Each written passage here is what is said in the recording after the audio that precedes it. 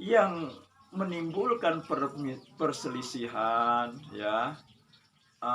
Akar dari perselisihan adalah adanya dai-dai yang pemikirannya hanya berhenti kepada ulamanya, berhenti kepada ustadznya, berhenti kepada organisasinya, tidak sampai kepada Al-Quran dan Sunnah. Nah,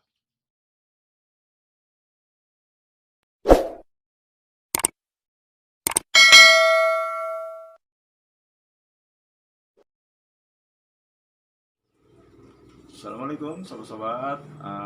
Kita bersama lagi di channel saya, channel Endang Jaya Putra, channel dakwah dan pendidikan. Sobat-sobat, di hari yang ke-24 ya puasa Ramadan ini, tentu saja kekuatan fisik kita semakin menurun karena sudah lebih dari 20 hari kita berpuasa ya. Nah, ini termasuk suara saya juga nih sobat-sobatnya, suaranya agak bindeng-bindeng dikit gitu kan. Ya mungkin ya kondisi fisik yang sedang tidak fit ya. Nah, tapi sobat-sobat, saya masih ingin membicarakan, menyoroti kenapa ada seorang dai yang begitu tega ya menuduh dai yang lain sebagai pemecah belah tanpa dibuktikan dengan dalil dari Al-Quran dan hadis kalau dia memecah belah. Karena sangat berbeda ya memecah belah dengan menyampaikan kebenaran menurut Al-Quran dan hadis Nabi yang sahih.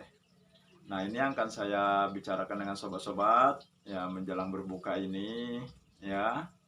Akan tapi seperti biasa sebelumnya, bagi sobat-sobat yang belum melaksanakan subscribe-nya di channel saya, silakan untuk melakukannya.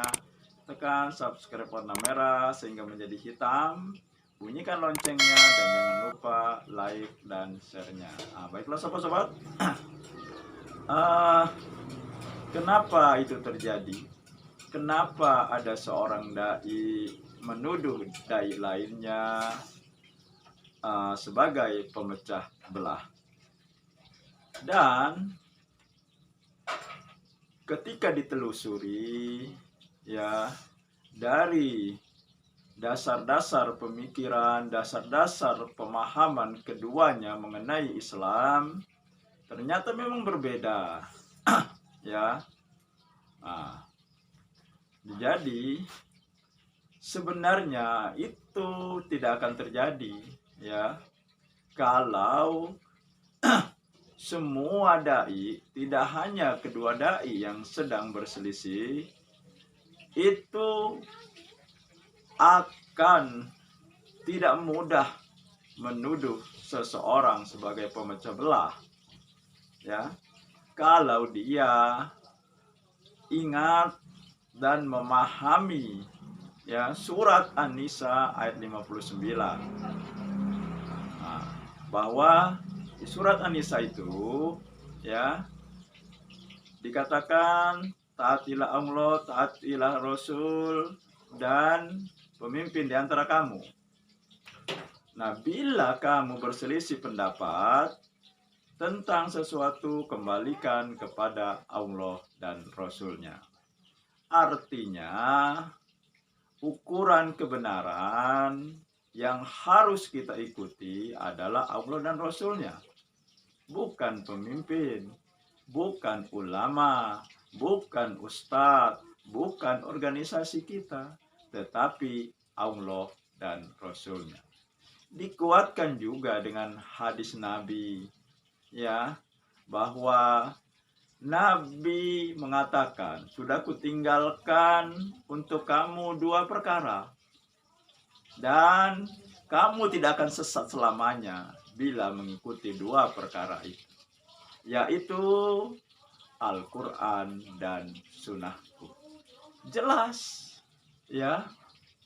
Jadi yang menimbulkan perselisihan ya akar dari perselisihan adalah adanya dai-dai yang pemikirannya hanya berhenti kepada ulamanya, berhenti kepada ustadznya, berhenti kepada organisasinya, tidak sampai kepada Al-Quran dan Sunnah Nabi.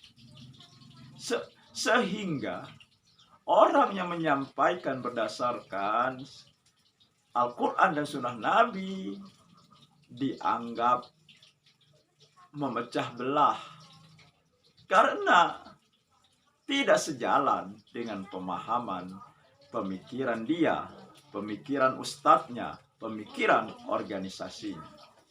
Nah, inilah sebenarnya inti masalahnya. Dan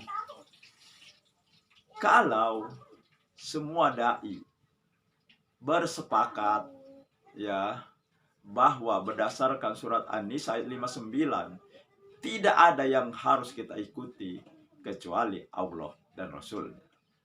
Bahwa hadis Nabi sudah menegaskan dan ditambah ya surat Al-Maidah di ayat 3 bahwa Islam ini sudah sempurna. Ya. Nah, yang sudah sempurna tidak perlu ditambah dan tidak perlu dikurangi. Dan yang menimbulkan perpecahan adalah modifikasi dari agama ini. Membuat amalan baru, membuat ritual baru. Dan ini tidak sejalan.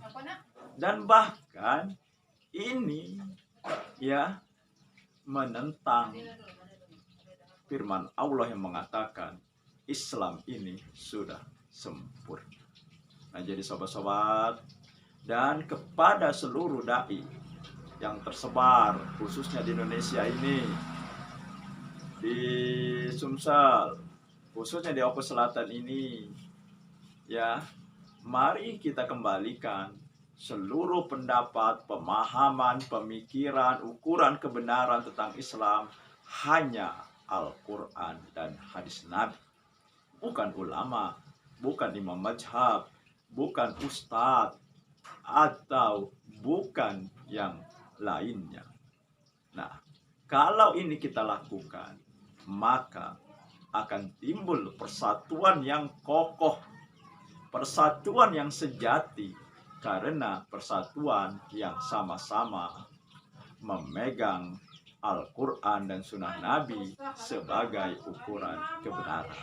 Nah, demikianlah sobat-sobat. Semoga ini mempunyai andil pencerahan bagi pemikiran kita, bagi sikap kita, agar ke depan ya tidak mudah menuduh orang sebagai pemecah belah. Demikian, nasrul minallahi wa barakatuh. Wassalamualaikum.